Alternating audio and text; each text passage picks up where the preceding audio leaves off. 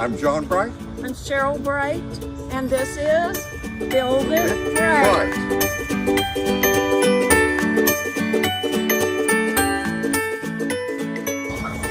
This is our designer recycle no stink chicken hut, and I'll show you why. It's all those things put together. Start with the Pella window. I bought this window, I bought two of them at the Restore store called Habitat for Humanity, and it was been in our loft for 15 years, and I thought it's time to use it.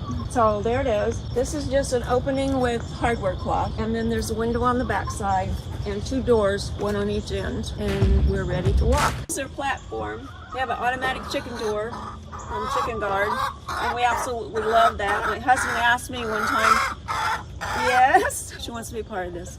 My husband asked me, what's the best purchase we made last year? And I said, the chicken door. He said, absolutely right. So anyway, it's set for the daylight dark. It goes up and down by itself. It has these little edges. Hello. It has these little edges that will stick out here, so even a predator couldn't lift it if they got up. I need you to hop down. I can show them this. Okay, and if I want to work in here and get closer, then that just drops down. This opens up.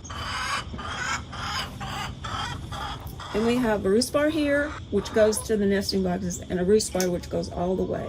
And we put them on chains so we could put them whatever height we wanted. And I want to show you this. These up here, the rafters that the chain hangs from, they are movable. So they are not tacked down. I can move them as close to the wall or as far away from the wall as I want. And then we put these, otherwise it would be like a swing. We put the supports to stabilize it. Look right here. Okay, and I want to show you this.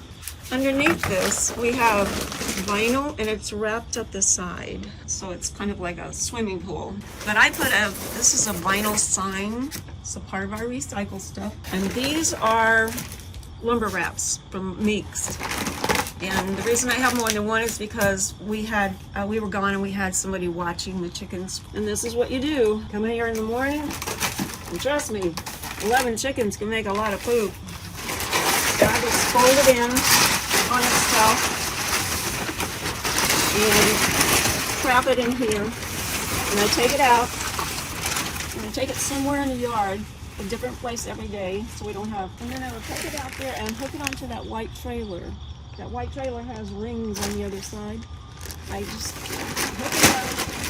Be sure that baby out there.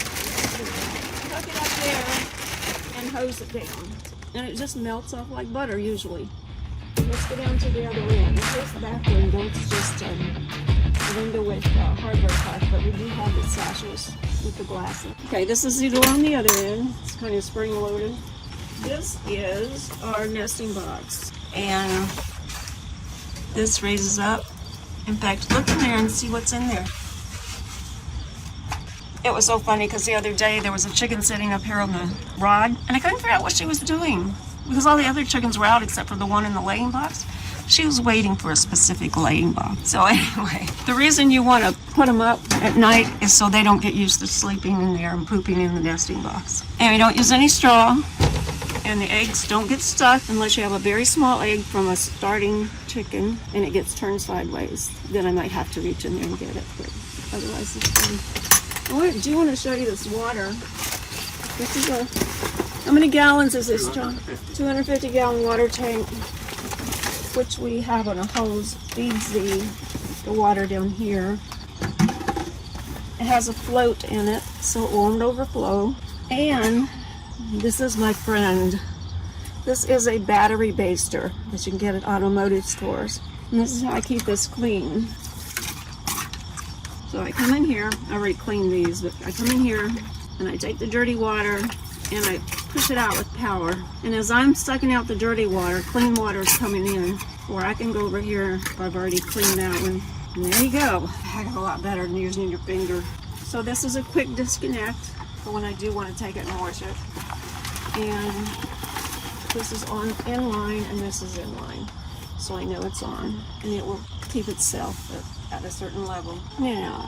This right here is how I refill this tank. I've got a hose that's out here, goes to drain back out there. I fill the tank from the bottom up just like you would a water tower. You don't fill the tank from the top, you fill the tank from the bottom.